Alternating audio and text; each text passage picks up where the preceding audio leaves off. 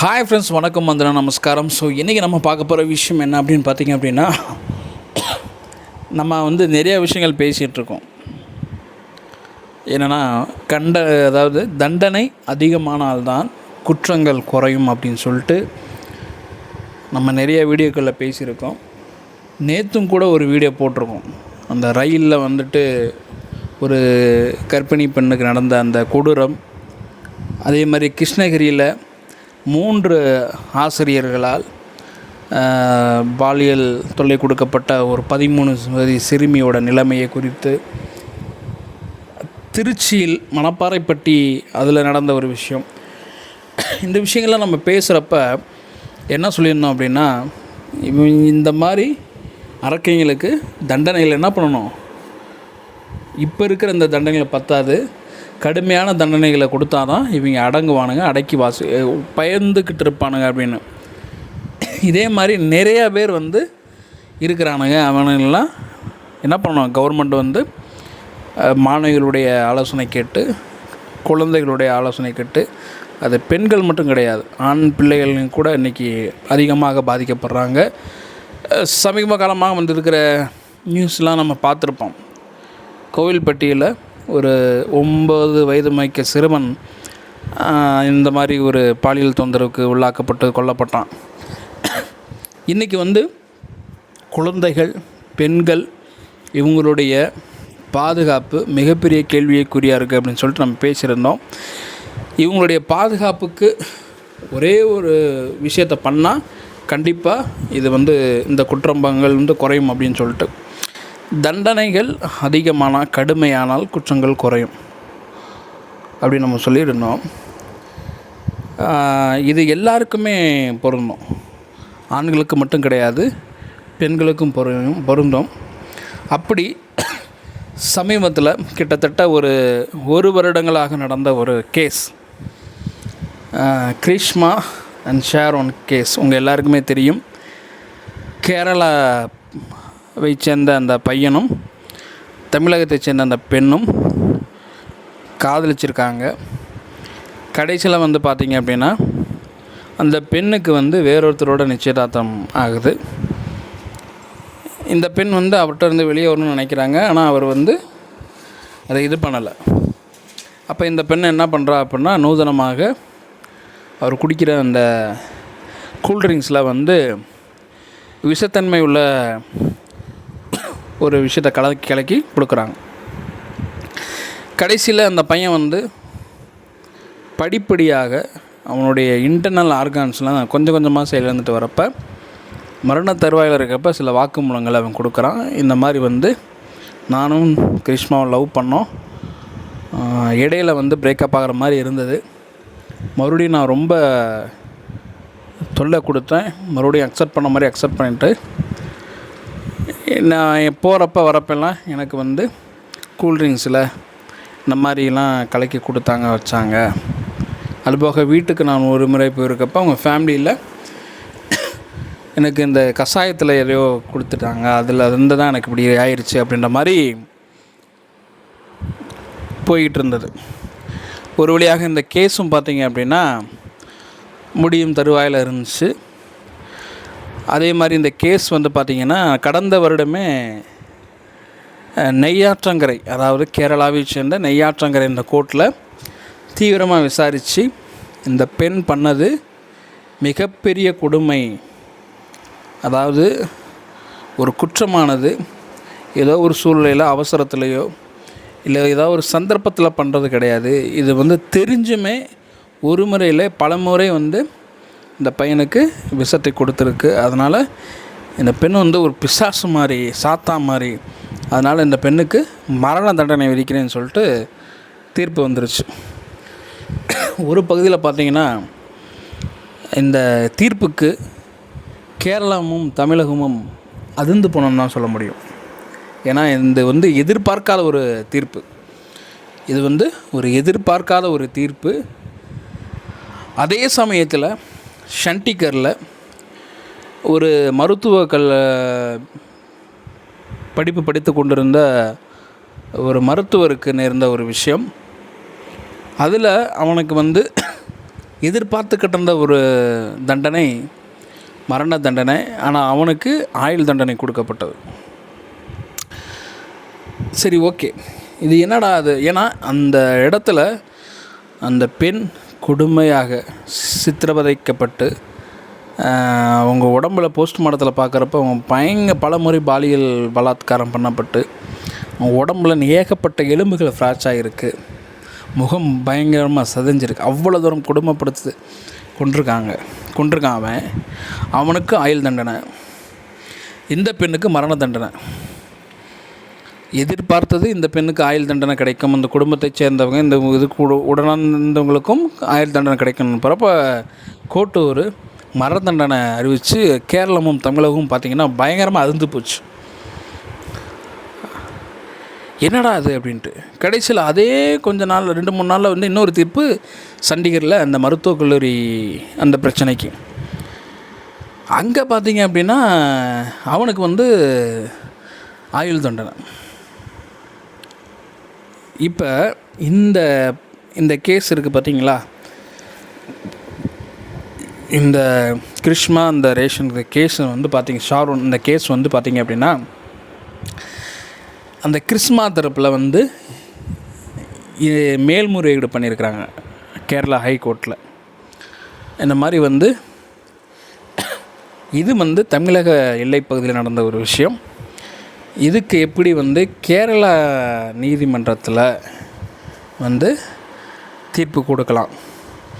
இன்னொரு விஷயம் என்ன சொல்கிறாங்க அப்படின்னா, இது வந்து முழுமையாக நிரூபிக்கப்படலை.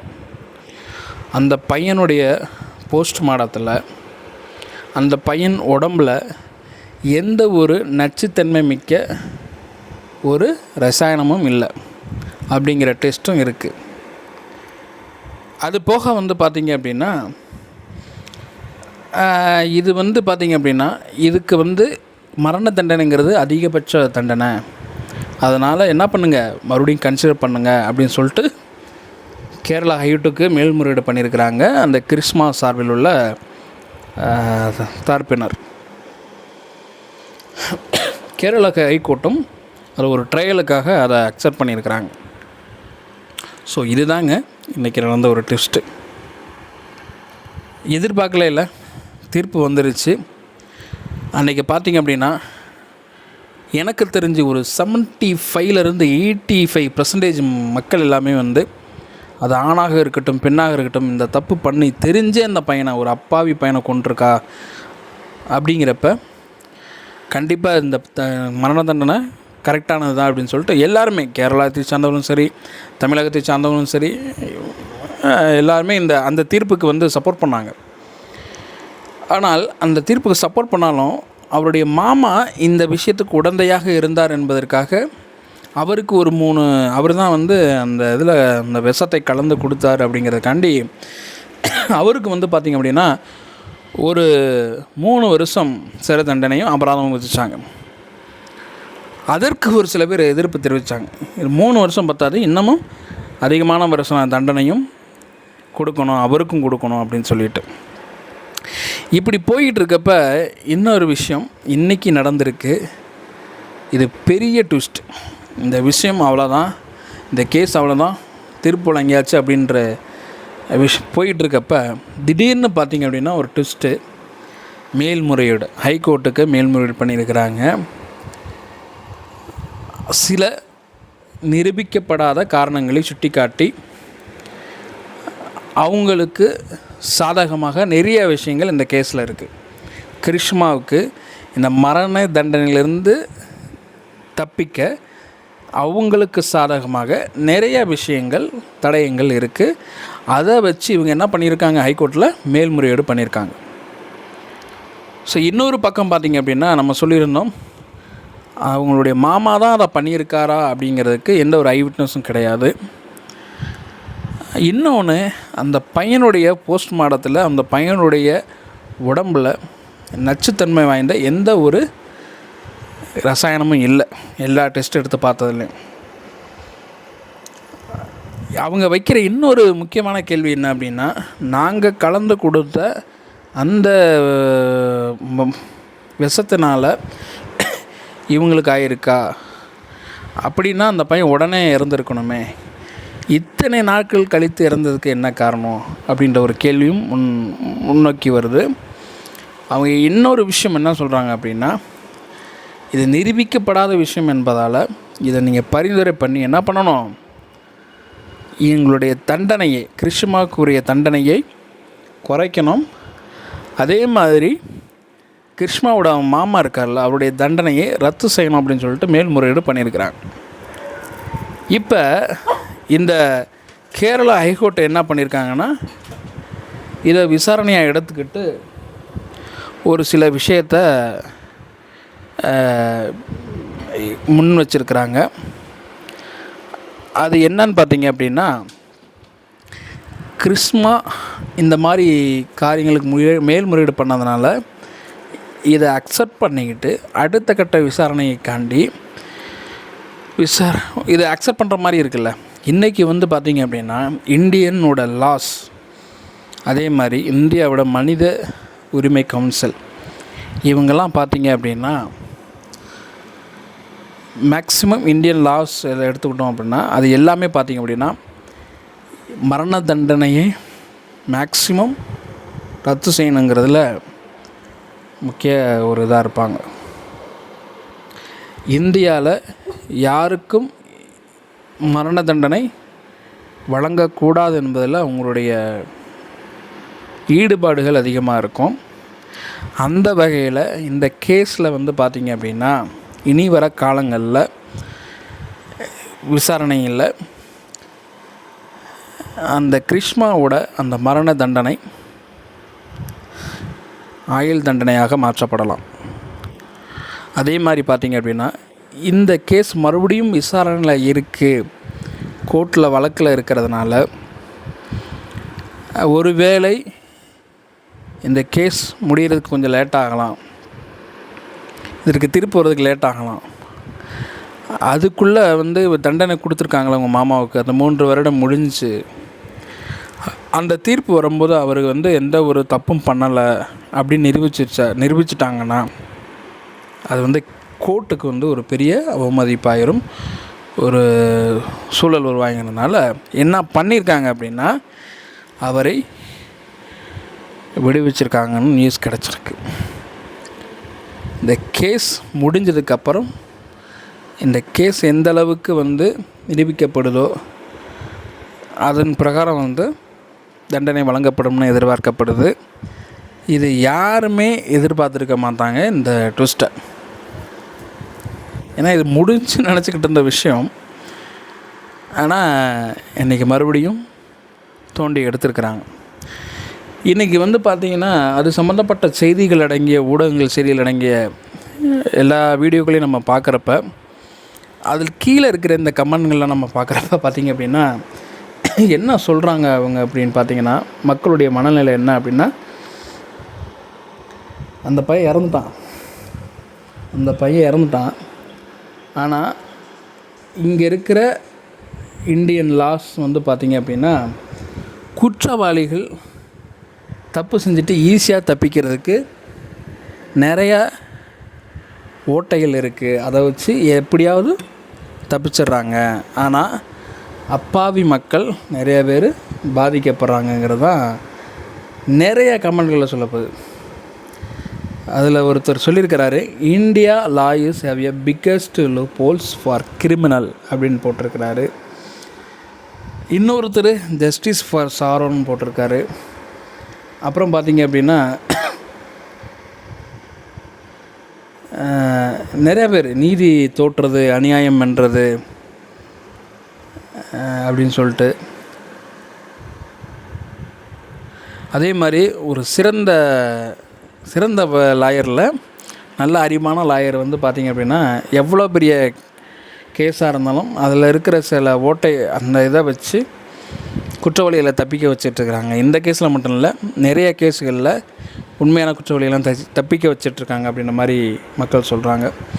இந்த மாதிரி எந்த ஒரு இது சம்மந்தப்பட்ட இந்த வீடியோ கீழே நம்ம இல்லை எல்லா கமெண்ட்ஸையும் நம்ம மேக்ஸிமம் பார்க்குறோம். யாருமே இந்த தீர்ப்புக்கோ இல்லை இந்த பொண்ணுக்கோ சப்போர்ட் பண்ணி யாருமே கமெண்ட் பண்ணலங்க. அந்த பையனுக்கு தான் சப்போர்ட் பண்ணி நிறைய கமெண்ட்ஸ் வருது, நிறைய இது வருது. எல்லாருமே என்ன சொல்கிறாங்க அப்படின்னா, இந்தியன் லாஸ் வந்து குற்றவாளிகள் தப்பிக்கிறதுக்கு நிறைய விஷயத்தை ஒரு உதவியாக இருக்குது அப்படின்ற மாதிரி சொல்கிறாங்க. அதே மாதிரி ஒரு பெர்ஃபெக்ட் லாயர் இருக்கார், ஒரு அறிவாளி, அதாவது ரொம்ப பெரிய லாயர். அவர் நினச்சாருன்னா எவ்வளோ பெரிய கிரிமினல் நீங்கள் தீர்ப்பே வந்தாலுமே இந்த இந்தியன்ஸ் லாஸில் இருக்கிற அந்த லூப் ஹோல்ஸை வச்சு நீங்கள் வந்து வெளியே வந்துடலாம் அப்படின்ற மாதிரியும் ஒவ்வொருத்தவங்களும் அவங்களுடைய ஆதங்கத்தை வந்து பதிவு பண்ணியிருக்கிறாங்க. இந்த வீடியோ பார்க்குற நீங்கள் என்ன நினைக்கிறீங்க இந்த விஷயத்தை பற்றி? இந்த ட்விஸ்ட்டை நீங்களும் எதிர்பார்த்துருக்க மாட்டீங்க. இந்த கேஸ் முடிஞ்சிருச்சு, இது ஒரு சரியான தீர்ப்பு. இந்த தீர்ப்பை நம்ம எதிர்பார்க்கல. ஒரு ஆயுள் தண்டனை தீர்ப்பு இந்த மாதிரி நடக்கும் அப்படின்னு நினச்சி எதிர்பார்த்தோம். பட் பார்த்திங்க அப்படின்னா அதை விட பயங்கரமான ஒரு மரண தண்டனை தீர்ப்பு கொடுத்தாங்க. இவர் எல்லாருமே எதிர்பார்த்த ஒரு விஷயம். எல்லாருமே வந்து நீதி வென்றது, அந்த பையனுடைய ஆத்மா சாந்தி அடையட்டும் அப்படின்னு நிறைய விஷயங்களை சப்போர்ட் பண்ணி, அந்த பையனுக்கு சப்போர்ட் பண்ணி பேசியிருந்தீங்க, கமெண்ட் பண்ணியிருந்தீங்க. எல்லாருமே கேரளாக்காரங்க மட்டும் இல்லை, தமிழ்நாட்டுக்காரங்க எல்லாருமே. ஆனால் இன்றைக்கி நடந்திருக்கிற ஒரு விஷயம் ட்விஸ்ட்டு வந்து பார்த்திங்க அப்படின்னா அதுக்கு அப்படியே ஆப்போசிட்டாக இருக்குது. அப்புறாணி பையன் இறந்து போயிட்டான். ஆனால் ஒரு சில விஷயங்களை வச்சு எப்படி வந்து ஒரு குற்றவாளியை அந்த குற்றத்திலிருந்து தப்பிக்க வைக்கலான்னு சொல்லிட்டு நிறைய பேர் இன்னும் அதுக்கும் ஹெல்ப் பண்ணிக்கிட்டு தான் இருக்கிறாங்க. இன்றைக்கி குற்றமே செய்யாத எத்தனையோ பேர் ஏதோ ஒரு கோபத்தில், ஏதோ ஒரு இதில் குற்றம், ஏதோ அப்படிப்பட்டவங்க நிறையா பேர் இன்றைக்கி தண்டனை அனுபவிச்சுட்டு உள்ளே இருக்கிறாங்க. ஆனால் நிறைய குற்றங்களை பண்ணிட்டு இன்றைக்கும் வெளியே ஒரு நல்லவன் மாதிரி காசு இருக்கிற ஒரு காரணத்தினால என்ன பண்ணுறாங்க, சட்டத்தில் உள்ள அந்த ஓட்டைகளை வைத்து தப்பித்து கொண்டு வெளியே நடமாடிக்கிட்டு தான் இருக்கிறாங்க. இதை எல்லாருமே நீங்கள் அக்செப்ட் பண்ணுவீங்க. ஆனால் இந்த தீர்ப்பு மாறுறது அப்படின்னா எப்படி மாறும்? எல்லாருக்கும் தெரிஞ்ச விஷயம். கண்டிப்பாக இதை வந்து மரண தண்டனையிலேருந்து ஒரு ஆயுள் தண்டனையாக கண்டிப்பாக கொண்டு வரும். ஆயுள் தண்டனைங்கிற என்ன, ஒரு 14 வருஷம் 15 வருஷம். அப்புறம் மறுபடியும் என்ன பண்ணுவாங்க, பெண் படிச்சுட்ருக்கு, அதாவது படிப்பு அதனுடைய எதிர்காலம் கேள்விக்குறியாருன்னு சொல்லிட்டு மறுபடியும் ஏதாவது ஒரு ஜாமீனையும் நான் வாங்கி வச்சு வெளியே ஜாலியாக இதான் நடக்க போகுது. என்னத்தை செய்கிறதுன்னு தெரியல. இதை பார்க்குறவங்க அடுத்து என்ன நினைப்பானுங்க யோசிச்சு பாருங்கள். இந்த மாதிரி விஷயங்கள்லாம் பார்க்குறாங்கல்ல, ஏன்னா இது ஒரு பெரிய ஃப்ளாஷ் ஆயிடுச்சு இந்த நியூஸு. இது ஃப்ளாஷ் ஆகாமல் இருந்தால் கூட பரவாயில்ல, இந்த நியூஸ் பயங்கரமாக ஃப்ளாஷ் ஆகிடுச்சு. ஒரு கடுமையான தண்டனை கொடுத்துருக்காங்க. எல்லாருமே வந்து அதை இது பண்ணுறப்ப மறுபடியும் அதை ஒரு மேல்முறையீடு செஞ்சு குற்றவாளிக்கு ஆதரவாக ஒரு சில விஷயங்களை கொண்டு போகிறப்ப என்ன, அந்த பெண்ணே அந்த குற்றத்தை செய்தான்னு ஒத்துக்கிட்டாங்க, தீர்ப்பும் வந்தாச்சு. பின்னாடி மறுபடியும் மேல்முறையீடு, அதை வந்து ஹைகோர்ட்டு மறுபடியும் பரிசீலனை பண்ணி அக்செப்ட் பண்ணி வச்சுருக்கிறாங்க. இப்போ மறுபடியும் தண்டனை குறைய போகுது. இப்போ இதில் என்ன இருக்குது ஒன்றும் புரியலையே. அந்த பாதிக்கப்பட்ட குடும்பம், அந்த இறந்து போனவன் பையன், அந்த பையனுக்கு என்ன, அந்த பையனுடைய மரணத்துக்கு என்ன நீதி கிடச்சிச்சு? இதை பார்க்குறவன் எல்லாம் நினைப்பான், நம்மளும் நாளப்பின இந்த மாதிரி நிறையா பண்ணிவிட்டு சட்டத்தில் இருக்கிற ஓட்டையை பயன்படுத்தி காசை கொடுத்து என்ன வேணால் பண்ணிவிட்டு வெளியே வந்துடலாம் அப்படிங்கிற ஒரு விஷயத்தை தூண்டும்னு நினைக்கிறேன். எனக்கு இதை பற்றி நீங்கள் என்ன நினைக்கிறீங்க அப்படிங்கிறத கமெண்ட்டில் சொல்லுங்கள். கிருஷ்ணாவுக்கு அந்த மரண தண்டனையிலிருந்து தண்டனை குறைய வாய்ப்பு இருக்கா? அதே மாதிரி அவங்களுடைய அந்த கிருஷ்ணாவுக்கு உதவியாக இருந்தவங்க மாமா இருக்கார்ல, அவருடைய தண்டனை வேறு ரத்து செஞ்சுருக்காங்களா, ரத்து செய்ய போகிறாங்களான்னு தெரில. அதை பற்றி நீங்கள் என்ன நினைக்கிறீங்கன்னு கமெண்ட்ல வந்து சொல்லுங்கள். இது ட்விஸ்ட்டாக இல்லை தெரியல எனக்கு. நீங்கள் என்ன நினைக்கிறீங்களோ அதை வந்து கமெண்ட் பண்ண சொல்லுங்கள். நான் நினச்சதை வீடியோவில் பேசிட்டேன். ஓகே ஃப்ரெண்ட்ஸ், பார்ப்போம் என்ன நடக்குது அப்படின்னு சொல்லிட்டு. பாய்.